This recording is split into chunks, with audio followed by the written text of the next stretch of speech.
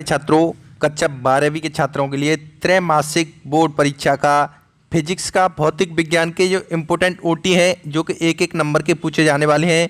आज की इस वीडियो में सभी एक एक नंबर के इम्पोर्टेंट क्वेश्चंस को कवर करूंगा। गाइज, आपसे उम्मीद यही करूंगा आप इन सभी प्रश्नों को अच्छे तरीके से समझ लोगे, याद कर लोगे, क्योंकि ये क्वेश्चंस त्रैमासिक परीक्षा के लिए बहुत ज़्यादा महत्वपूर्ण है। गाइज, बहुत ज़्यादा महत्वपूर्ण है। आपसे एक बार रिक्वेस्ट मैं जरूर करूंगा, इन सभी क्वेश्चंस को अच्छे से याद कर लेना। हो सकता है आपको बहुत ज़्यादा मददगार भी ये क्वेश्चन साबित हो सकते हैं। गाइस, यहाँ पर मैं क्वेश्चन के साथ साथ आपको सॉल्यूशन भी प्रोवाइड कराने की कोशिश करूंगा। प्रत्येक क्वेश्चन का सॉल्यूशन भी आपको दूंगा। तो वीडियो को लाइक कर देना, चैनल पहली बार सब्सक्राइब करके बेल आइकन जरूर दबा देना।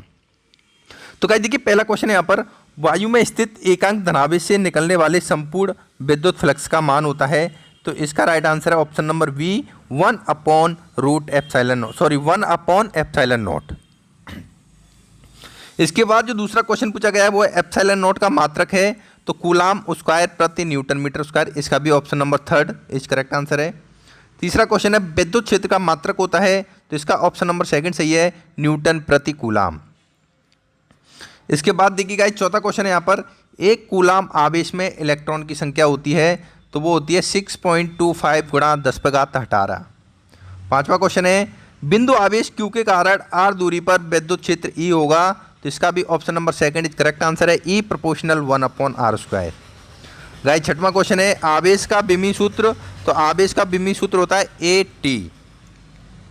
इसके बाद नेक्स्ट चैप्टर में हम आ जाएंगे। तो यहाँ पर देखिए नेक्स्ट चैप्टर के क्वेश्चंस आपके सामने आ चुके हैं, जिसमें देखिए पहला क्वेश्चन यहाँ पर विद्युत विभव का मात्रक है। तो विद्युत विभव का मात्रक क्या होता है? वोल्ट होता है, ये आप सभी को पता ही होगा। दूसरा क्वेश्चन है पृथ्वी का विद्युत विभव कितना होता है। तो गाइस, जो अर्थ का विद्युत विभव होता है वो 0 होता है, इसका option number is correct answer.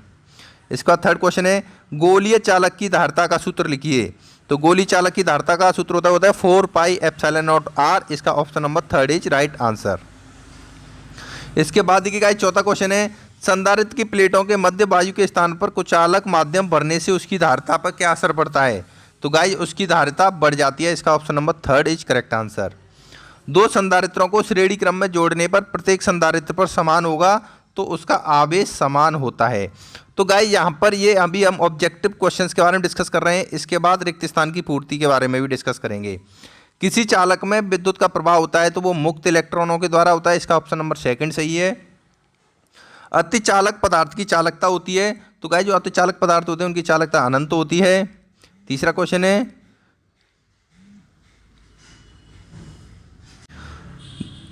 Guys, यहाँ पर तीसरा क्वेश्चन पूछा, welcome to the fellow tutor app. यहाँ पर आप कैसे रजिस्टर करके सक्सेसफुल फेलो का ट्यूटर बन सकते हो। सबसे पहले आपको मोबाइल नंबर से एनरोल करना है, उसके बाद बेसिक एकेडमिक डिटेल यहाँ पर भर देनी है। उसके बाद आपको यहाँ पर फर्स्ट फेलो ट्यूटर के साथ कॉल करना है। आफ्टर दैट गाइज, आपको अपनी प्रोफाइल फ़ोटो है वो अपडेट करनी है और अपनी आईडी प्रूफ का एक फ़ोटो लगा देना है। उसके बाद आपको सेलेक्ट द टॉपिक्स, जो टॉपिक्स आप पढ़ाना चाहते हो उनको सेलेक्ट करना है। उसके बाद गाइज, आपको यहाँ पर अपना एक इंट्रोडक्शन रिकॉर्ड करना है। उसके बाद आपको जो टॉपिक्स पढ़ाना चाहते हो उसका एक डेमो डालना है, एप्लीकेशन को सबमिट कर देना है। 48 आवर्स का टाइम लगेगा रिव्यू होने में। उसके बाद आपके पास नोटिफिकेशन आ जाएगा और आप एक सक्सेसफुल फेलो ट्यूटर बन जाओगे। लिंक डिस्क्रिप्शन में डाउनलोड कीजिए।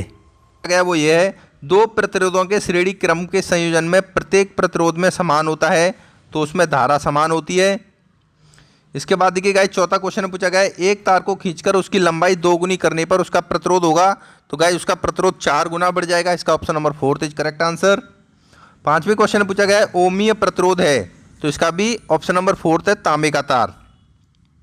छठवें क्वेश्चन पूछा है विद्युत धारा का ऐसा ही मात्रक है। तो गाइस, विद्युत धारा का ऐसा ही मात्रक होता है, वो होता है एम्पियर। तो यहाँ पर हमने ऑब्जेक्टिव क्वेश्चंस को कवर कर दिया। इसके बाद हम आगे की पीडीएफ में जाएंगे तो उसमें हम देखेंगे रिक्त स्थान की पूर्ति। गाइस, सारे के सारे रिक्त स्थान की पूर्ति यहाँ पर मैं बताऊंगा, इन सभी को आपको याद करना है। तो पहला है देखिए विभव प्रवणता का ऐसा ही मात्रक होता है। तो विभव प्रवणता का ऐसा ही मात्रक होता है, वो होता है न्यूटन प्रति कूलाम अथवा वोल्ट प्रति मीटर। दो होते हैं, इनमें दो में से आप कोई भी एक लिख सकते हो। इसके बाद गाइस, यहाँ पर देख सकते हो बहुत सारी रिक्त स्थान की पूर्ति है, इन सभी के सॉल्यूशन के साथ बताऊंगा। विभव मापी की संतुलन की स्थिति में इसका प्रतिरोध होता है। तो विभव मापी की संतुलन की स्थिति में इसका प्रतिरोध गाइस अनंत होता है। या तो आप हिंदी में लिख सकते हो या इस तरीके से इसका सिंबल भी बना सकते हो। किरचॉफ का प्रथम नियम किसके संरक्षण के नियम पर आधारित है? तो गाइस ये आवेश संरक्षण के नियम पर आधारित है, जहां पे क्या आएगा? आवेश। चौथा क्वेश्चन है किरचॉफ का द्वितीय नियम किस संरक्षण के नियम पर आधारित है? तो किरचॉफ का द्वितीय नियम है वो ऊर्जा संरक्षण के नियम पर आधारित है।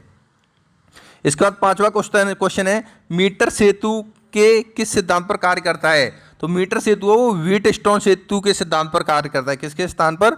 व्हीटस्टोन सेतु के सिद्धांत पर कार्य करता है। तो विद्युत धारा कैसी राशि है गाइस? विद्युत धारा अदिश राशि है। और विद्युत धारा घनत्व कैसी राशि है?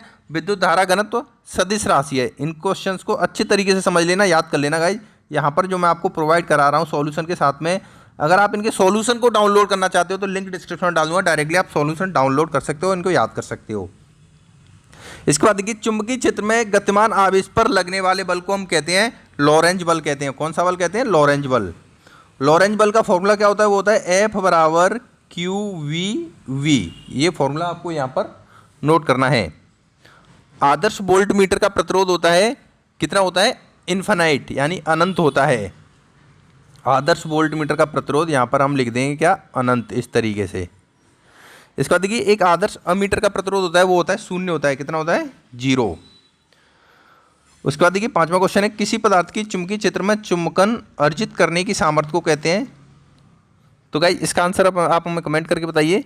इसके बाद यहाँ पर हम नेक्स्ट रिक्त स्थान की पूर्ति देखते हैं। तो इसमें देखिए पूछा गया है विद्युत चुंबकीय युक्तियों में डेडेडेस के प्रभाव को कम करने के लिए क्रोड को प्रचलित किया जाता है। तो यहाँ पर क्या आ जाएगा? भ्रमर धाराओं के प्रभाव को कम करने के लिए। नेक्स्ट क्वेश्चन है चुंबकीय फ्लक्स में परिवर्तन की दर के अनुक्रमानुपाती होता है। तो प्रेरित विद्युत वाहक बल के अनुक्रमानुपाती होता है। क्या भरा जाएगा इसमें? प्रेरित विद्युत वाहक बल। तीसरा क्वेश्चन है स्वप्रेरकत्व किसी कुंडली की माप है? तो गाइस इसमें आएगा स्वप्रेरकत्व धारा में परिवर्तन के विरोध की माप है। किसमें? धारा में परिवर्तन के विरोध।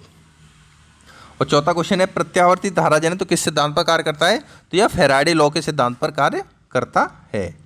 तो गाइस इस तरीके से आज की इस वीडियो में हमने क्या क्या डिस्कस किया, जितने भी एक एक नंबर के ऑब्जेक्टिव क्वेश्चंस आने वाले हैं और एक एक नंबर के जितने भी यहाँ पर रिक्त स्थान की पूर्ति आने वाली है, तो इन सभी क्वेश्चंस को कवर कर दिया यहाँ पर। उम्मीद आपसे यही रहेगी कि आप इन क्वेश्चंस को एक बार रिवीजन कर लोगे, अच्छे से याद कर लोगे, तो आपको हो सकता है त्रैमासिक परीक्षा में बहुत ज़्यादा मदद देखने को मिल सकती है।